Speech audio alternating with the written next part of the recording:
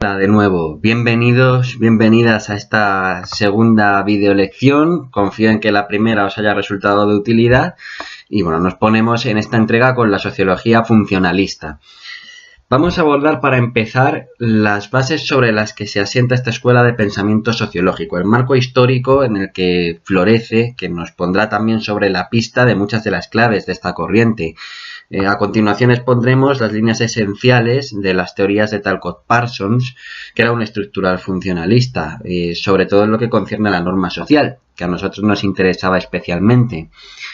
Y nos centraremos también en concreto en la escuela funcionalista de la comunicación, que la hubo, y en sus dos máximos exponentes, Lazarsfeld y Lasswell, porque algunas de las propuestas que ellos realizaron nos van a resultar de especial relevancia para la formación de portavoces. Durante este desarrollo también aprovecharemos para revisar las tesis del funcionalismo relativizado de Robert Merton. Bien, ya entrado el siglo XX, estas teorías iniciales de las que hablábamos el otro día, Weber, Durkheim, etcétera, Marx, dieron lugar a dos corrientes enfrentadas, el funcionalismo y el el conflictivismo. En este vídeo nos vamos a ocupar de la primera, que se desarrolló fundamentalmente en Estados Unidos después de la Segunda Guerra Mundial. El conflictivismo es un asunto fundamentalmente europeo, en cambio, como veremos en el tercer vídeo. Claro, la sociedad estadounidense en ese momento disfrutaba de prosperidad. Se acababan de convertir en primera potencia, se desarrollaba su economía más que nunca, habían salido de esa Segunda Guerra Mundial. De modo, para ellos el sistema funciona y los sociólogos lo que hacen es adoptar esa apología del orden, del equilibrio. No hace falta que nada cambie ni tampoco explicar el cambio. Entonces terminan por ver la sociedad en su conjunto como un sistema en el que cada elemento cumple una función para unas metas sociales que no se ponen en duda, como si fueran engranajes de una máquina. De ahí que acaben dando explicaciones mecanicistas también en las relaciones sociales. Para ellos, una sociedad estable equivale a una sociedad deseable. Ahora bien, en la relación entre los distintos actores con su situación media otro sistema, que es el sistema de símbolos. Y el primero en hablar de actores e interacciones fue Talcott Parsons, un estructural funcionalista, digamos, el más ortodoxo, más clásico. Fijaos que Parsons añade un tercer elemento. Él a estos elementos los llama imperativos funcionales, como buen funcionalista.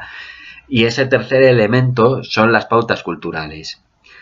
Y son algo muy semejante a la norma social. Son pautas que proporcionan una orientación acerca de cómo debe cumplir su función cada actor. Y que pesan mucho a la hora de que uno logre adaptarse e integrarse. También una organización, porque de acuerdo al funcionalismo, esta también cumpliría una función para alcanzar una meta dentro de la sociedad. Y como las relaciones públicas están inevitablemente unidas a la sociología, también se nutrieron de la escuela funcionalista de la comunicación que surgió por entonces. Para teóricos como Lasswell, Lazarsfeld, los medios de comunicación eran otro engranaje de esa sociedad en equilibrio sistémico, con unas funciones muy concretas. Según Lasswell, los medios ayudaban a vigilar el entorno, indicaban cuáles eran las posibles amenazas al equilibrio en el que se encuentra ese sistema, en ese entorno, se lo indicaban a sus receptores por si tenían que generar alguna reacción y además transmitían la herencia social de generaciones previas, todo el bagaje que un colectivo, una sociedad puede acumular y puede tratar de perpetuar. Lazarsfeld a todo esto añadió la función de los medios de comunicación como herramientas para el entretenimiento, que según Lazarsfeld también tiene una función muy concreta dentro de la sociedad, esto de entretenerse. Y este señor, Lazarsfeld, precisamente está en contacto directo con el sociólogo Robert Merton. Tengamos en cuenta que Merton, el sociólogo que le había discutido a Parsons esa unidad casi idílica de la sociedad, admite por primera vez entre los funcionalistas que se pueden producir disfunciones en su equilibrio sistémico. Por eso a Merton se le considera el máximo exponente del funcionalismo relativizado. Es interesante cómo Lazarsfeld bebe de las tesis de Merton y empieza a hablar del papel fundamental del líder de opinión. Los líderes de opinión son mediadores entre los medios de comunicación y los grupos sociales. De ahí que Lazarsfeld hable de un flujo de mensaje en 2 pasos, el modelo Two Steps Flow. Estos grupos no tienen por qué ser particularmente activos dentro de un ámbito determinado, pero el líder de opinión es la persona a la que en ese ámbito toman como referencia y de la que se fían.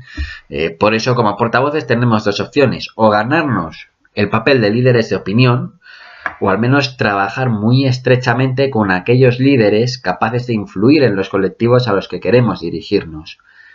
Pero lo que está claro es que para Lazarsfeld, sin líderes de opinión, no hay efecto de los medios sobre el público.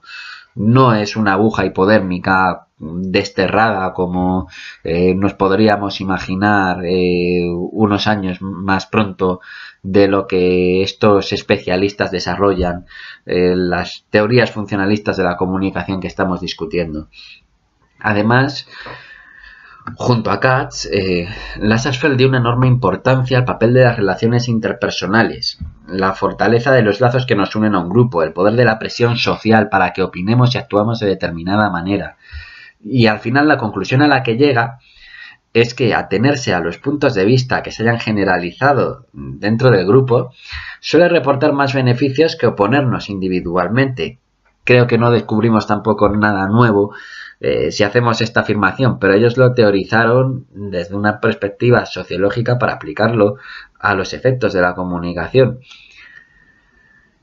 ¿Por qué todo esto? Pues en otras palabras, porque se ha generado una norma social sobre lo que se debe opinar, sobre lo que nuestro grupo de referencia espera que opinemos, lo que espera que hagamos, a quién espera que hagamos caso. ¿Podemos ir como portavoces o como profesionales de las relaciones públicas contra esta dinámica? Más bien nos tocará trabajar con ella, ser conscientes de las limitaciones que nos va a imponer el grupo y hasta qué punto podemos modificar lo comúnmente aceptado dentro de él. Y precisamente la pista que nos da Lazarsfeld es la del líder de opinión. Parece que ganarnos al líder de opinión, que probablemente se corresponda con la persona más interesada de todas por nuestro tema, dentro de un grupo, nos va a hacer ganar mucho terreno, porque él va a dar indicaciones al resto. En conclusión, la sociología funcionalista describe la sociedad como un sistema en equilibrio en el que cada elemento cumple una función concreta que permite perpetuar ese sistema de forma estable. Según Parsons, estos elementos son actores que interactúan, pero también son las pautas culturales mediante las que lo hacen, las pautas que les orientan dentro del sistema. Nos quedamos, por lo tanto, sobre todo con el papel primordial del líder de opinión. Hasta aquí la perspectiva de la teoría funcionalista de la comunicación. Lasswell y Lazarsfeld describen los medios de comunicación como otros elementos con sus propias funciones. Pero además este último, dentro de su modelo Two Steps Flow, añade a los líderes de opinión como engranajes sin los cuales no se puede producir mediación. Esto es lo que hemos estado viendo. Los líderes de opinión y las relaciones interpersonales dentro de nuestros grupos van a condicionar nuestros actos, no cabe duda, nuestras opiniones, incluso al menos las que expresamos. Y es por esto último que a nosotros, como profesionales de las relaciones públicas, nos va a interesar la visión de la norma social que aportan los funcionalistas. En el próximo vídeo nos ocuparemos de la sociología conflictivista, la abordaremos, que también ha hecho muchas aportaciones a nuestro campo. De modo que recibid un saludo de nuevo y nos vemos en la siguiente videolección. Un saludo.